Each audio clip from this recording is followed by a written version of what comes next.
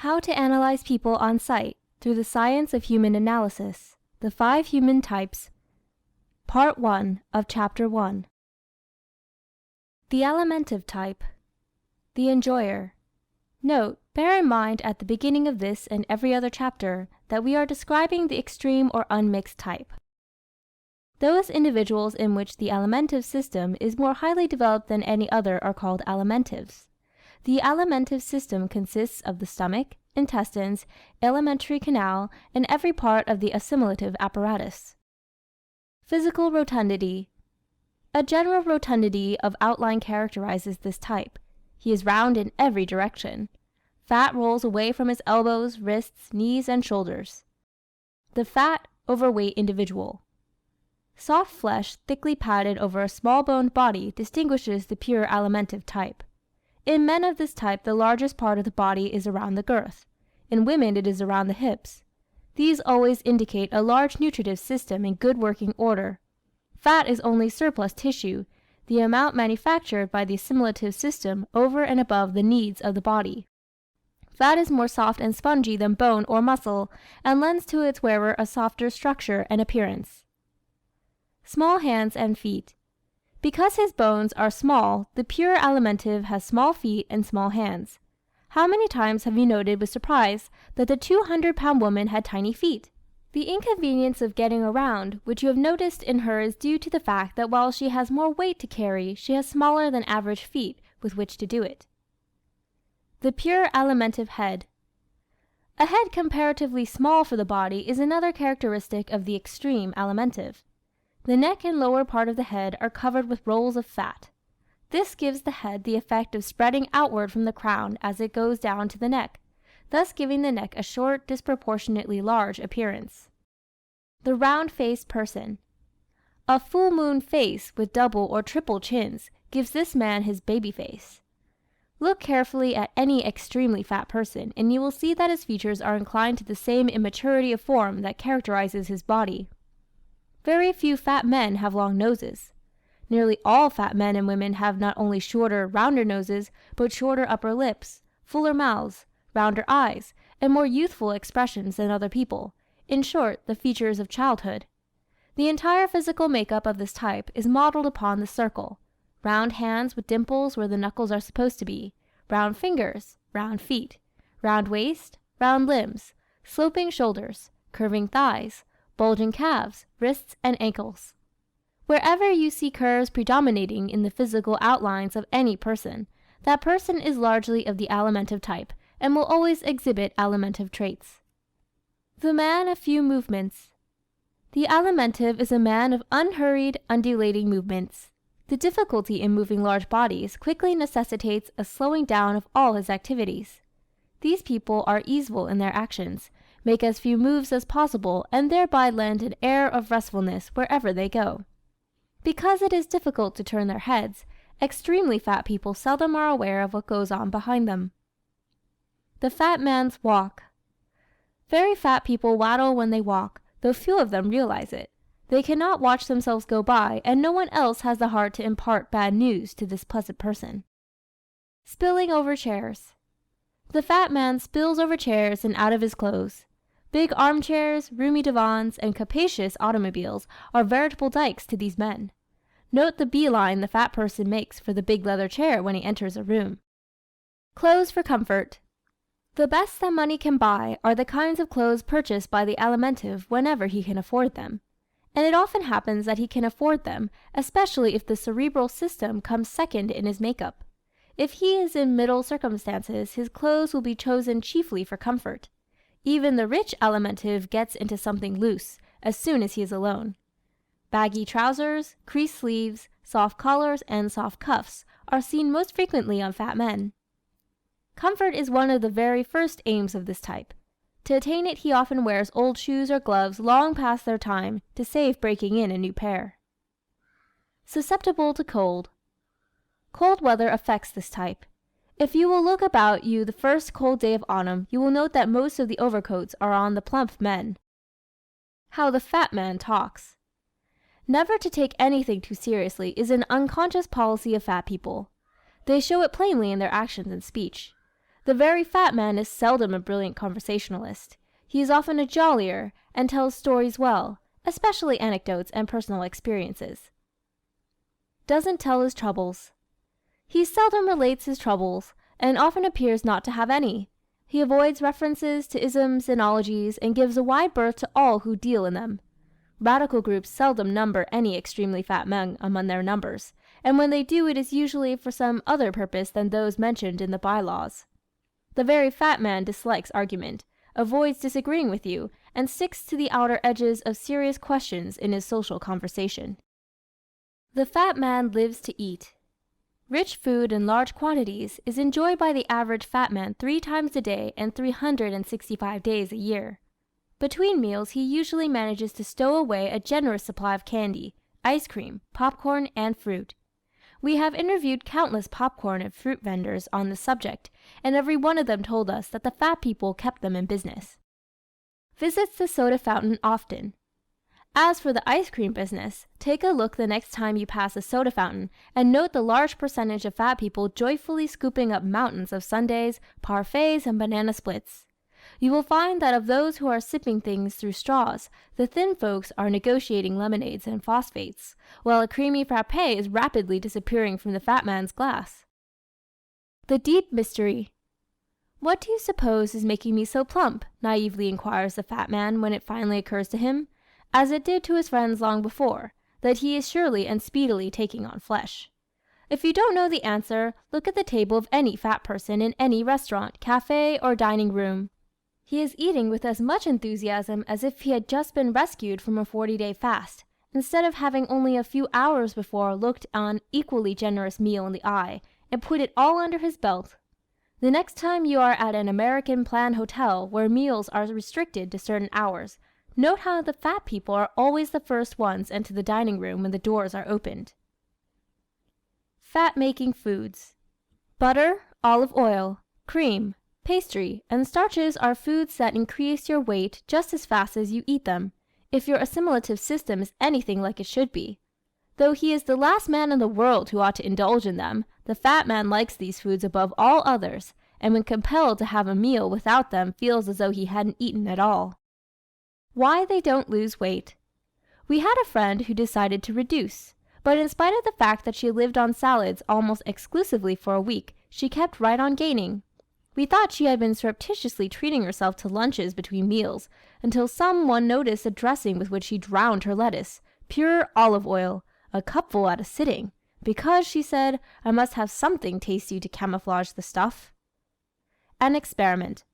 Once in California, where no city block is complete without its cafeteria, we took a committee from one of our human analysis classes to 6 of these big establishments one noontime. To illustrate to them the authenticity of the facts we have stated above, we prophesied what the fat ones would select for their meals. Without exception, their trays came by heaped with pies, cake, cream, starchy vegetables, and meat, just as we predicted. A short life, but a merry one.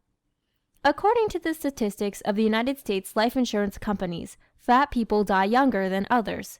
And the insurance companies ought to know, for upon knowing instead of guessing what it is that takes us off, depends the whole life insurance business. That they consider the extremely fat man an unsafe risk after 30 years of age is a well-known fact.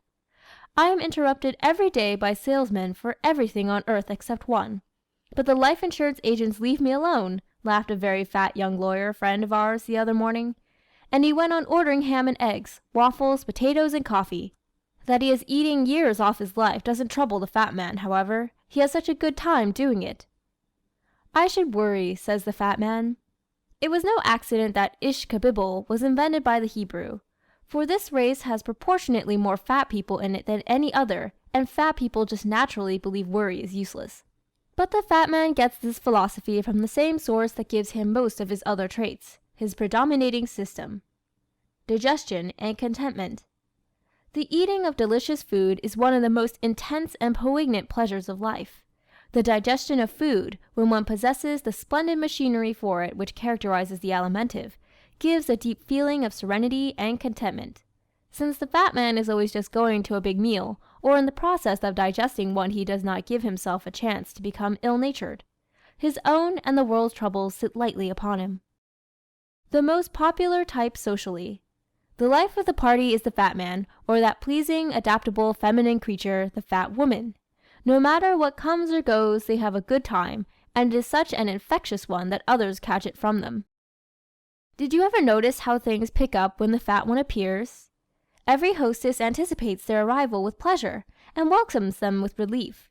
She knows that she can relax now, and sure enough, Fatty hasn't his hat off till the atmosphere shows improvement. By the time Chubby gets into the parlor and passes a few of her sunny remarks, the wheels are oiled for the evening, and they don't run down till the last plump guest has said good night. So it is no wonder that fat people spend almost every evening at a party.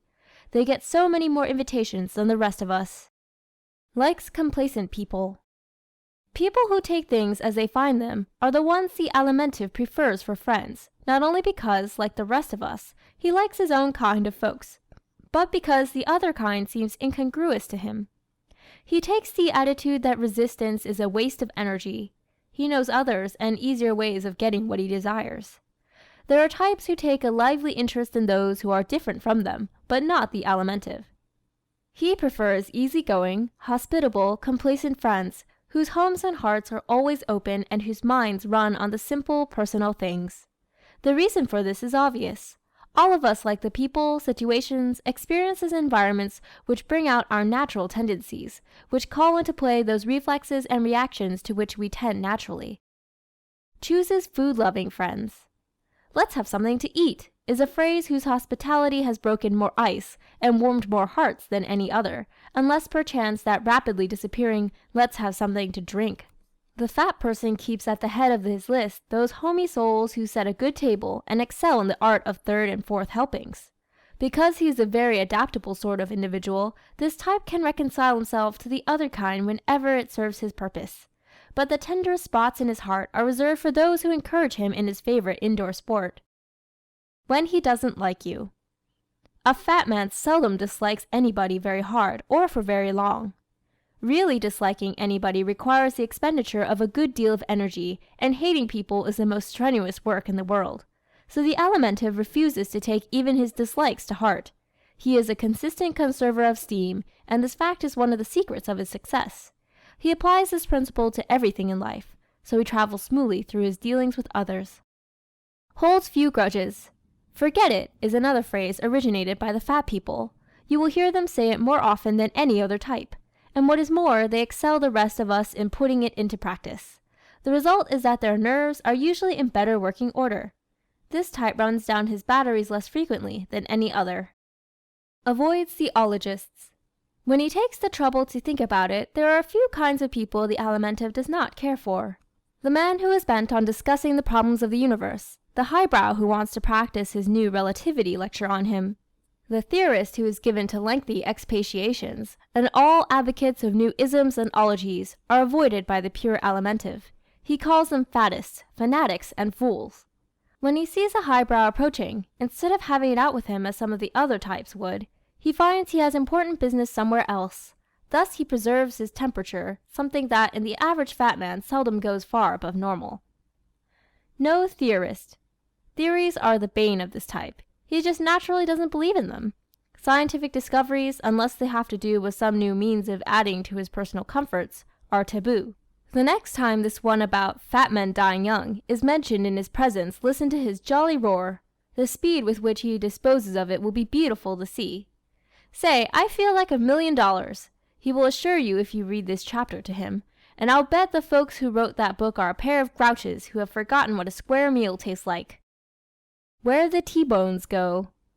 When you catch a 3-inch steak homeward bound, you will usually find it tucked under the arm of a well-rounded householder. When his salary positively prohibits the comforts of parlor, bedroom, and other parts of the house, the fat man will still see to it that the kitchen does not lack for provender. Describes his food. The fat person likes to regale you with alluring descriptions of what he had for breakfast, what he has ordered for lunch, and what he is planning for dinner, and the rare bit he has on the program for after the theater. Eats his way to the grave. Most of us are committing suicide by inches in one form or another, and always in that form which is inherent in our type. The Alimentive eats his way to the grave, and has at least this much to say for it. It is more delightful than the pet weaknesses by which the other types hasten the final curtain. Diseases he is most susceptible to. Diabetes is more common among this type than any other. Apoplexy is next, especially if the fat man is also a florid man, with a fast heart or an inclination to high blood pressure. A sudden breaking down of any or several of the vital organs is also likely to occur to fat people earlier than to others. It is the price they pay for their years of overeating. Overtaxed heart, kidneys, and liver are inevitable results of too much food. So the man you call fat and husky is fat but not husky, according to the statistics. Fat men and influenza. During the historic Spanish influenza epidemic of 1918, more fat people succumbed than all other types combined. This fact was a source of surprise and much discussion on the part of newspapers, but not of the scientists. The big question in treating this disease and its twin, pneumonia, is, will the heart hold out? Fat seriously handicaps the heart. The fat man's Ford engine. The human heart weighs less than a pound, but it is the one organ in all our machinery that never takes a rest. It is the engine of the human car, and what a faithful little motor too, like the Ford engine which it so much resembles. If you live to be 40, it chugs away 40 years, and if you stay here 90, it stretches it to 90, without an instant of vacation. But it must be treated with consideration, and the first consideration is not to overwork it. A Ford engine is large enough for a Ford car, for Fords are lightweight. As long as you do not weigh too much, your engine will carry you up the hills and down the dales of life with good old Ford efficiency and at a pretty good gait, making a truck out of your Ford. But when you take on fat, you are doing to your engine what a Ford driver would be doing to his if he loaded his car with brick or scrap iron. A Ford owner who intended to transport bricks the rest of his life could get a big cylinder engine and substitute it for the original, but you can't do that. This little 4-cylinder affair is the only one you will ever have, and no amount of money, position, or affection can buy you a new one if you mistreat it. Like the Ford engine, it will stand for a good many pounds of excess baggage, and still do good work. But if you load on too much and keep it there, the day will come when its cylinders begin to skip. You may take it to the service station and pay the doctors to grind the valves, fix your carburetor, and put in some new spark plugs. These may work pretty well as long as you are traveling the paved highway of perfect health. You may keep up with the procession without noticing anything particularly wrong. But come to the hill of pneumonia or diabetes, and you are very likely not to make the grade. Don't kill your engine. The records in America show that thousands of men and women literally kill their engines every year when they might have lived many years longer. How each finds happiness. We live for happiness, and each type finds its greatest happiness in following those innate urges determined by the most highly developed system in its makeup. The Alimentive's disposition, nature, character, and personality are built by and around his alimentary system. He is happiest when gratifying it, and whenever he thwarts it he is miserable, just as the rest of us are when we thwart our predominant system. The world needs him.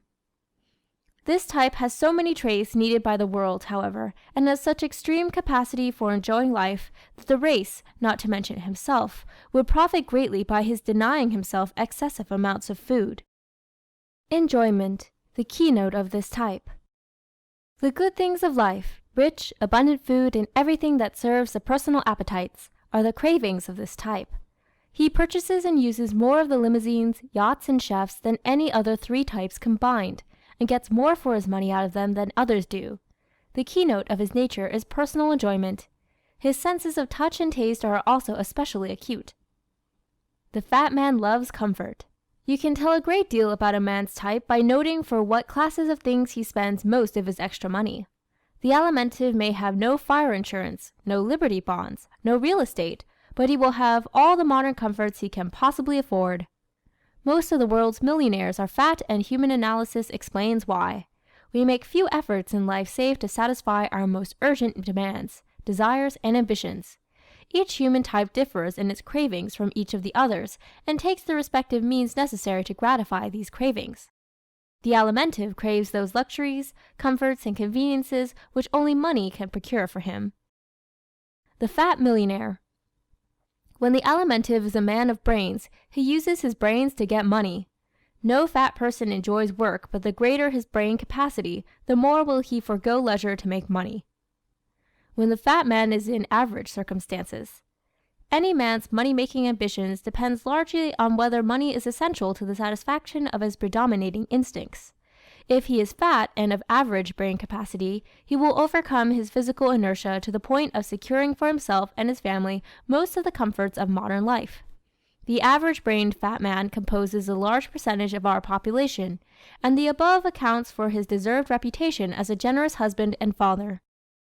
The fat man a good provider. The fat man will give his last cent to his wife and children for the things they desire, but he is not inclined as much as some other types to hearken to the woes of the world at large. The fat man is essentially a family man, a home man, a respectable, cottage-owning, tax-paying, peaceable citizen. Not a reformer. He inclines to the belief that other families, other communities, other classes, and other countries should work out their own salvation, and he leaves them to do it. In all charitable, philanthropic, and community drives, he gives freely, but is not lavish, nor sentimental about it. It is often a business proposition with him. When the fat man is poor. Love of ease is the fat man's worst enemy. His inherent contentment, accentuated by the inconvenience of moving about easily or quickly, constantly tempts him to let things slide. When he lacks the brain capacity for figuring out ways and means for getting things easily, he is never a great success at anything. When the extremely fat man's mentality is below the average, he often refuses to work, in which case he becomes a familiar figure around public restrooms, parks, and the cheaper hotel lobbies. Such a man finally graduates into the class of professional chair warmers. End of Part 1.